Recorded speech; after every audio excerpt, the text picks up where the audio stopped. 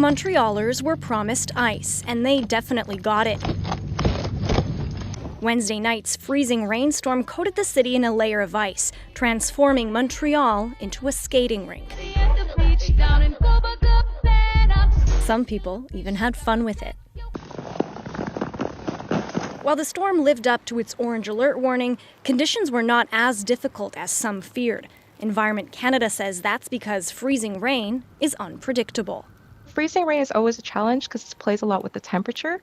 So slight differences in the temperature can change what type of precipitation is falling. But even though the province avoided the worst of the anticipated storm, some homes were still without power. At the height of the outages, more than 200,000 customers were affected. Montreal, the Laurentians, Centre-du-Québec, and the Montérégie were among the hardest hit regions. If you have to go out, be careful. However, the outages were not nearly as bad as the ice storm in 2023, when more than 1 million hydro-quebec customers lost power. Some people went without electricity for 6 days, and it took city workers weeks to collect all the debris from the storm.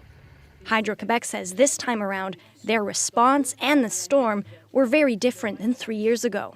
In Montreal, we have big trees that were affected by that storm at that point. So we had big trees in the roads, in the streets, on cars. So we had to displace all that before we could do the restoration for our clients. So it took more coordination and more efforts. The province says one of the biggest risks to public safety right now is strong winds that could cause weighed-down branches to snap and fall.